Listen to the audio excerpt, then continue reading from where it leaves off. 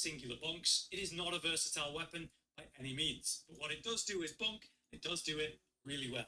Lastly, I also want to mention in C tier the Great Stars as an alternative kind of strength choice. Although you can run it in different ways with like Blood Flame build up and Cold, where every time you do damage, you get a little heal. Bot Rix has correctly joined the channel. That allow for a lot of that actually heals you quite a bit. Nice for general gameplay, but also can be clutch during a boss fight. In any case, its scaling isn't insane. The AR is not the highest, but it's a nice, hard-hitting, high stagger potential weapon that can run a load of good options in terms of the affinity and, of course, the Ashes of War you're using. So it's a really good strength all-rounder. So again, definitely deserves mention. But this brings us up to B tier, where we now have the Bolt of Grandsax. Down in B tier compared to where it may have been before, in A tier, this pretty much comes down to the recent nerf, the Ash of War.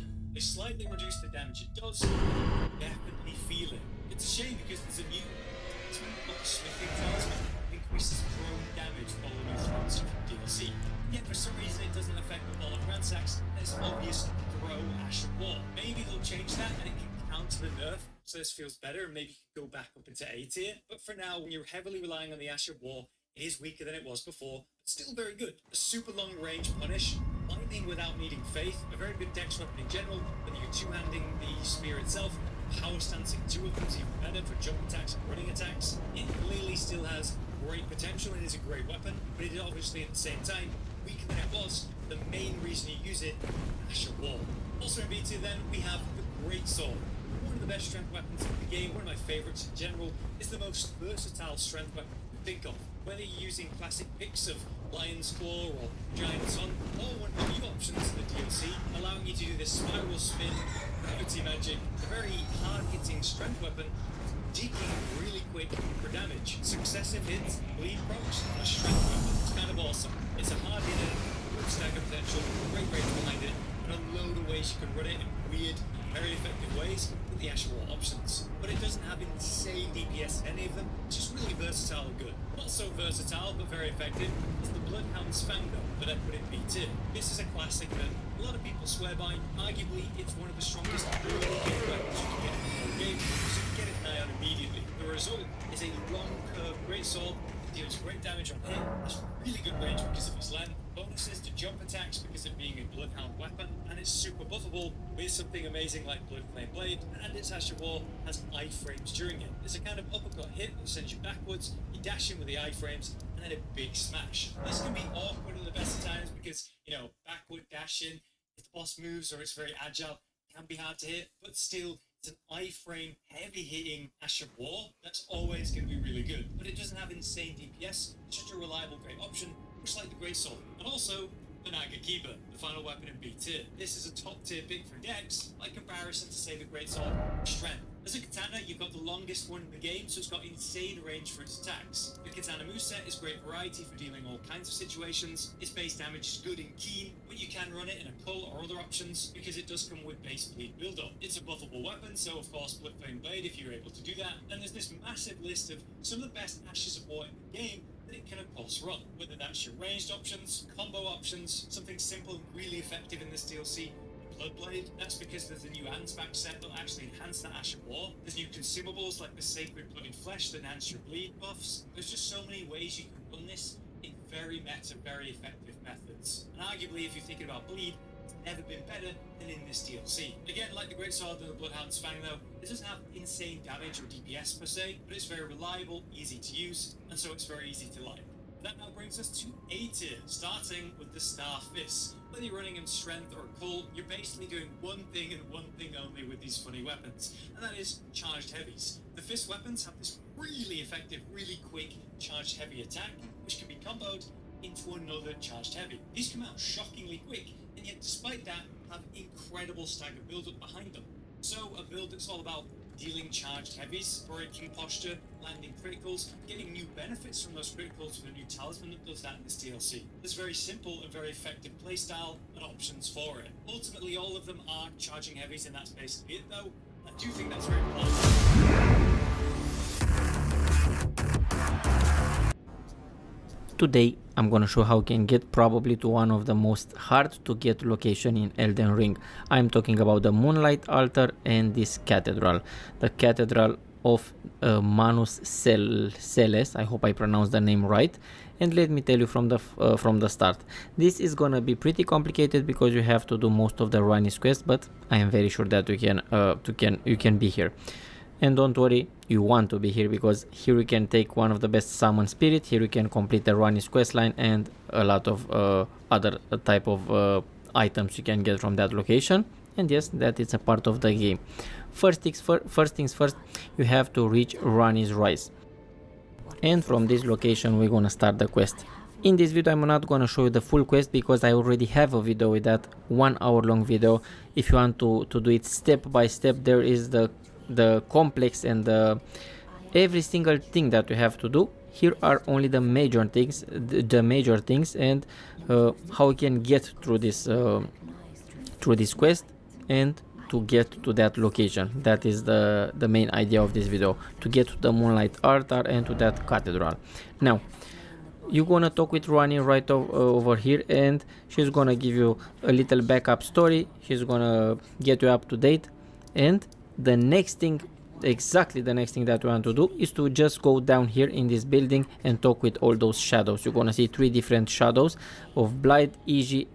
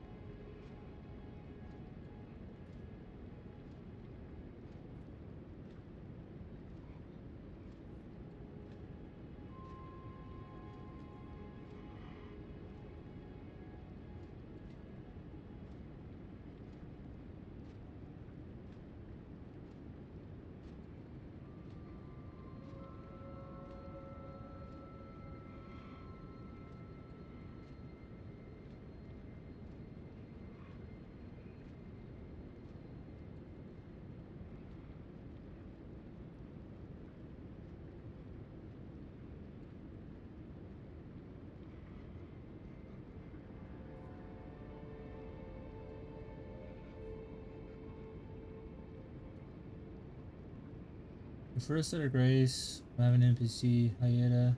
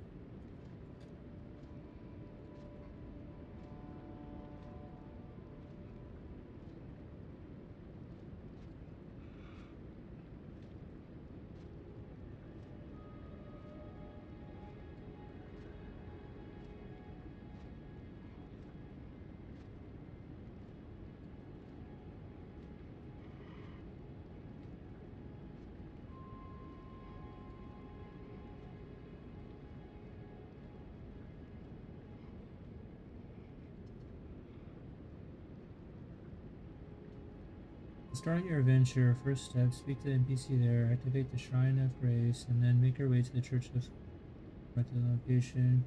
Treason will be patrolling the roads. Sneak around him if you don't wish to fight the boss. Thoroughly at the church, if you'll find a wandering merchant crafting kit.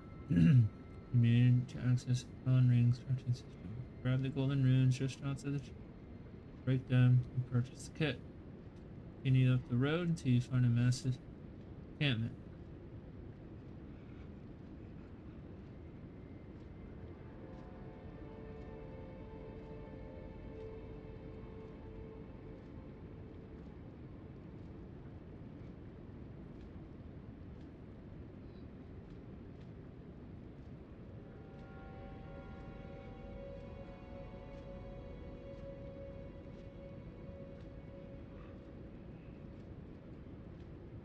At the church of Elden, you can purchase the pellets first. Now, fast travel back to the gate front. We recommend clearing the gate front runs at this point, utilizing your new spirit's horse. Use stealth. These filling clearance. Spirits good encampment out. With the base cleared, open the chest and the parked wagons. New gear, great sword, and a flail. The center of the base will have a staircase that will lead to a first ash floor and a wet blade, allowing you to alter your weapons, arts, and infusions. Head back to the Church of Elden and purchase a torch. You'll need it for the most dungeons in the area. Crab pots are also worth purchasing. Crab parts. Blah.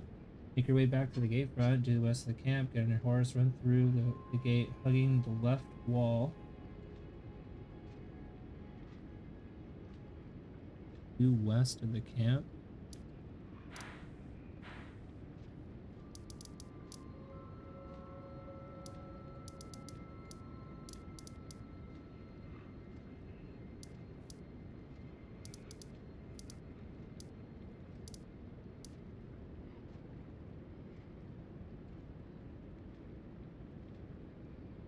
Hugging the left wall and going through the path.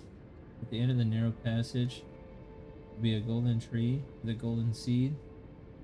Be sure to take it. It will increase your flash charges by one. Continue flying around until you see a shack at the side of Grace. Right, speaking of see. Get another spirit ash. You now have the essentials to start your journey. If you wish to explore at your own pace, I highly encourage you to do so. However, if you do have some guidance,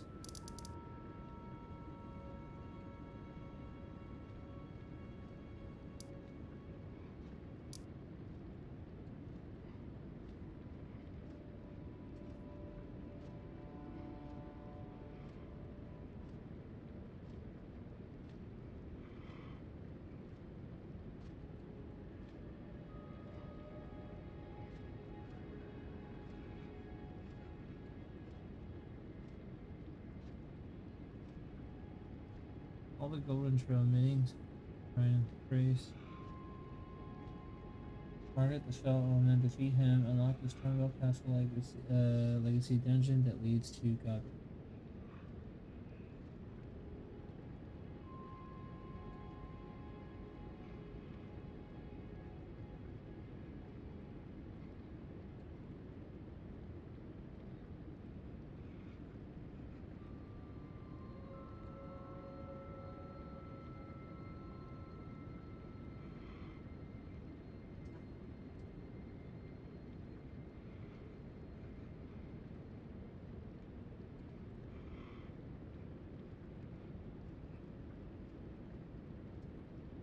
For who?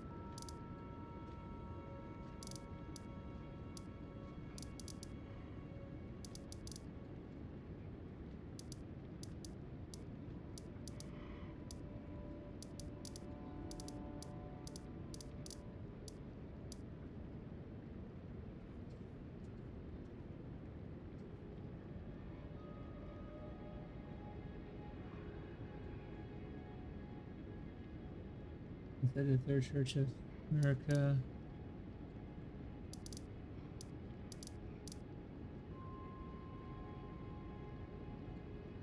Bridge Folk Heroes Cave.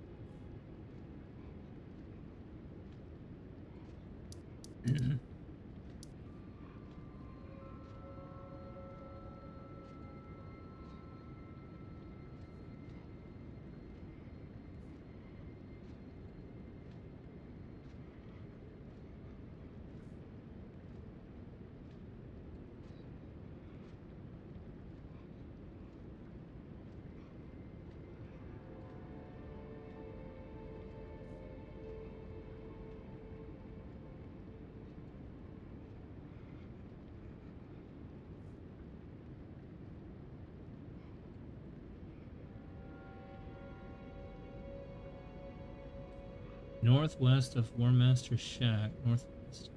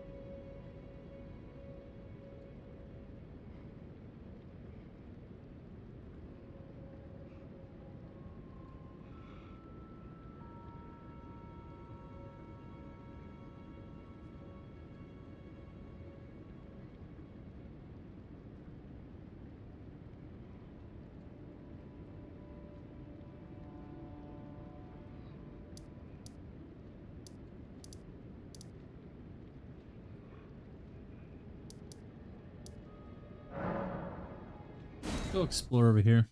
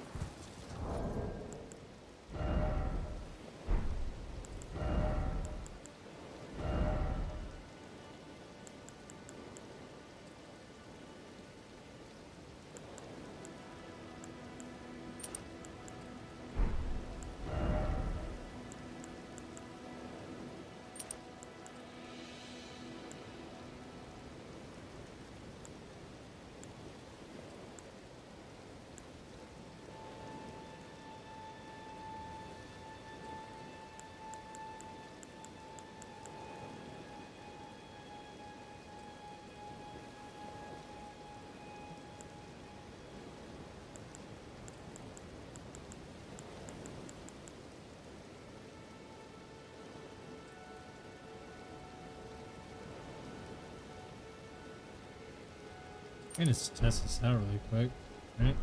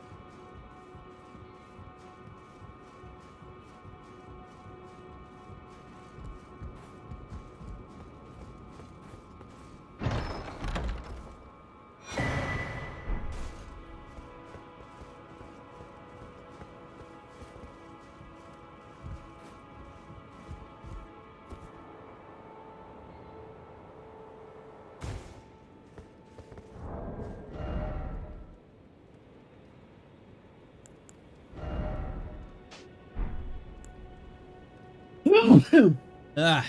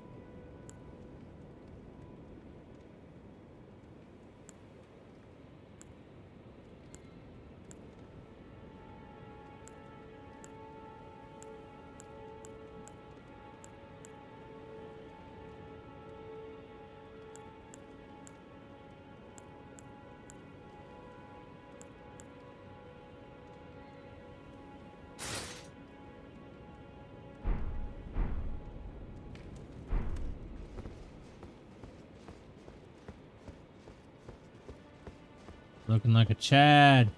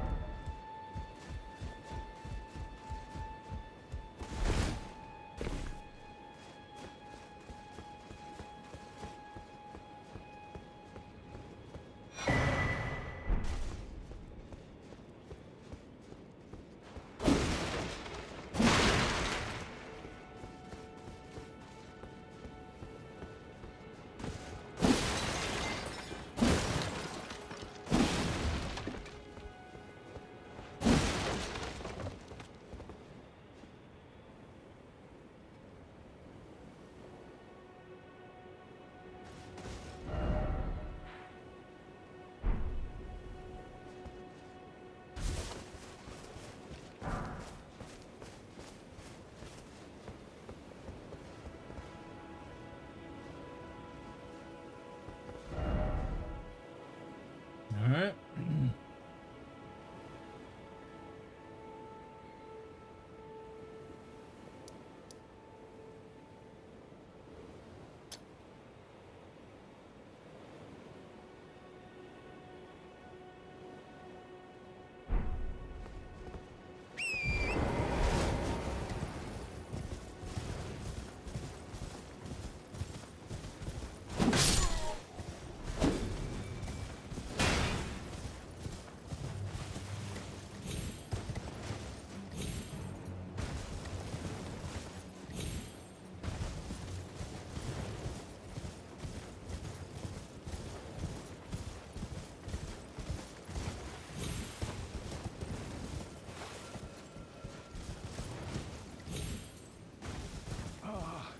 Welcome.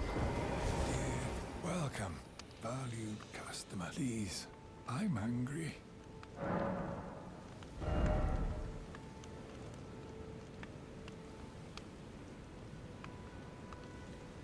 Don't really have much, buddy.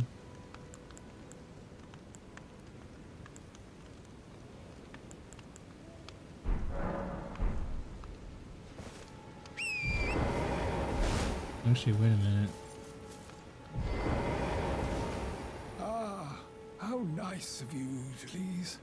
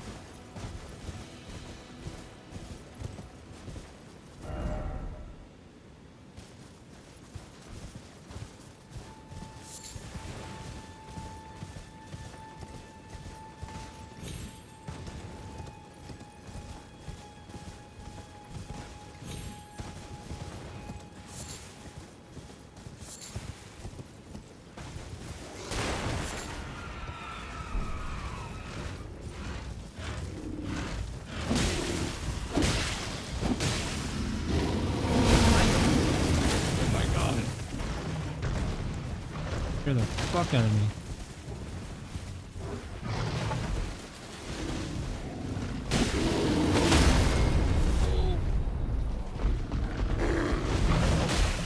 Jesus.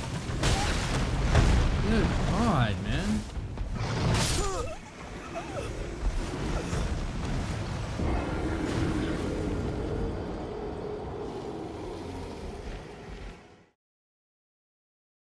Why are grizzly bears so fucking insane in this game?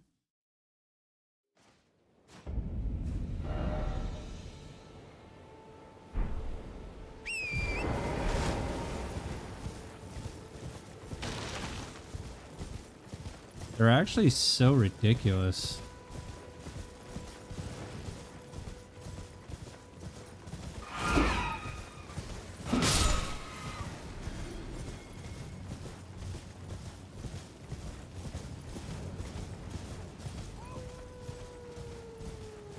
Oh yeah.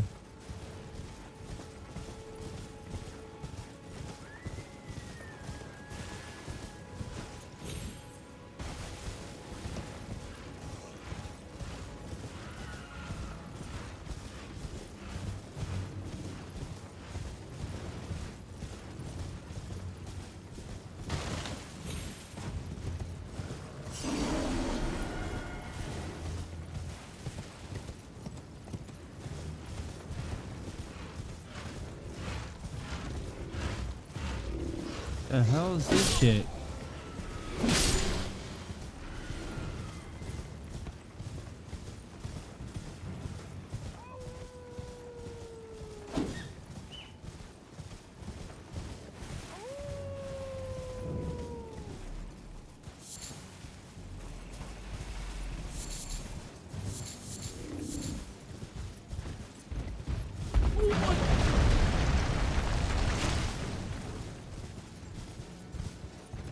What the hell is that thing doing here?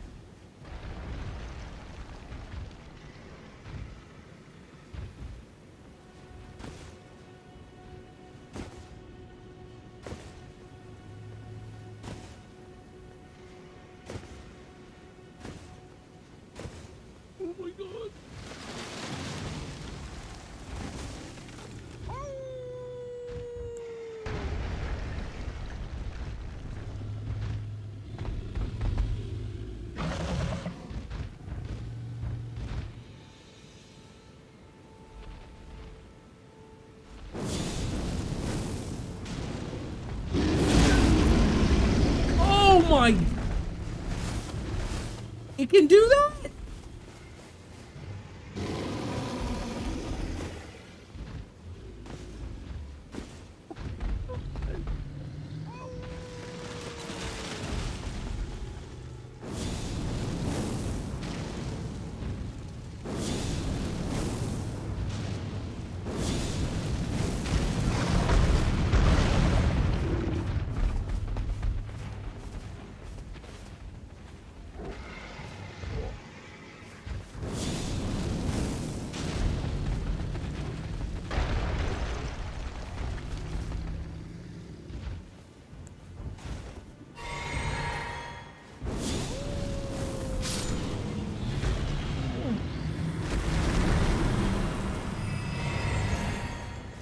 Fuck you, big ugly bitch.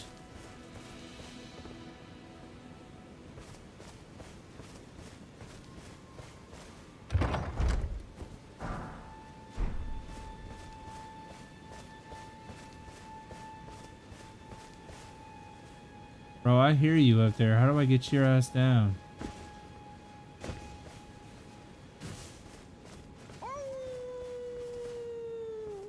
I know you're up there, dude.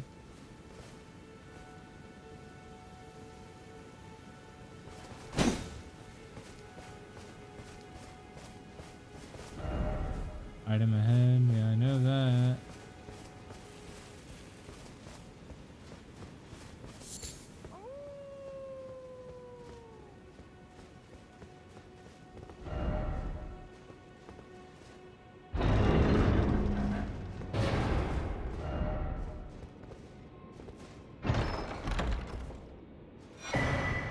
Oh, axe talisman. Is that good for me? Enhanced charge attacks.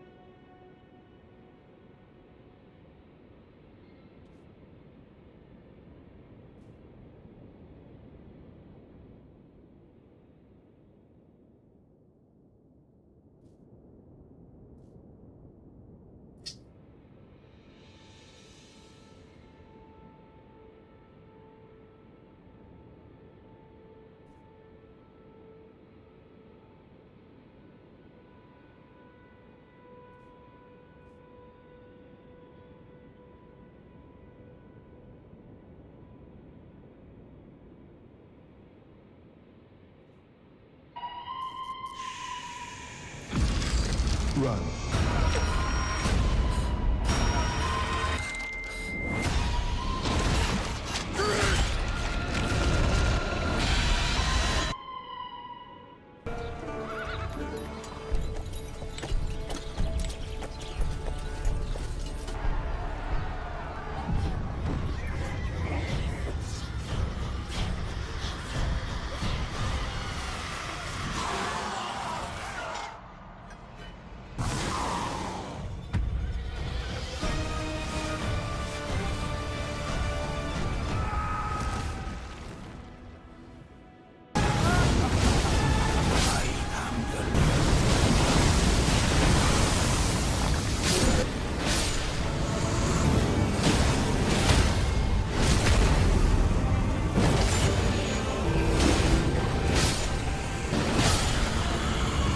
Hello everyone, today I'm going to show you my level 150 build using Wing Scythe that focus on the use of Angel Wing skill to jump into the air, then deliver a powerful slashing attack on the enemy. Wing Scythe is a Reaper that scale primarily with Strength, Dexterity, and Faith. This weapon has weapon skill called Angel Wing. With the skill you can jump into the air, briefly imbuing your weapon with light, then deliver a powerful slashing attack on the enemy to deal holy and physical damage. What I like about this weapon, it can cause blood loss build up by default. I found the skill Hyper Armor is pretty impressive. It makes me unstoppable when performing the Angel Wing skill, and it is effective against enemy who use shield because it can ignore 40% damage negation from blocks. Also, it can be obtained very early in the game. However, this weapon has a short reach, very easy to miss charge attack and forcing you into close quarter combat, so having good defense in your character is recommended. Also, it's not very effective against endgame bosses as it has holy damage in it. Overall, what I like the most about this weapon besides causing blood loss build up is the skill Hyper Armor, very effective against shielded enemies, a good weapon for Faith and Dexterity build that you can get very early in the game. Before we start, if you want to see more Elden Ring build like this one, make sure to visit my website to see the detail for each build. Also visit my Gumroad store to download free Elden Ring checklist, link in the description below. So let's get started. Wing Scythe can be found in a chest in the underground area of Tomward Ruins. For weapon we have Wing Scythe plus 10, Finger Shield, Malformed Dragon Set to give me good poise and protection, also White Mask to increase the attack power by 20% for 20 seconds when blood loss occurs in the vicinity. For talisman I have Dragon Crest Great Shield, Sword of Alexander, Lord of Blood Exaltation, and Green Tartar Talisman. Also I have Opaline Heart Tear and Holy Shrouding Cracker Tear. For level 150 build, I put 40 in Vigor, 25 in Mind, 20x in Endurance, 16 in Strength, 50 in Faith as my main attribute, 50 in Dexterity as my secondary attribute to give me about 747 AR, the highest combination I could achieve between Faith and Dexterity, and there is no change in Intelligence and Arcane. As always, I like to cast Black Flame Protection and Golden Vow incantation for my buff. To death.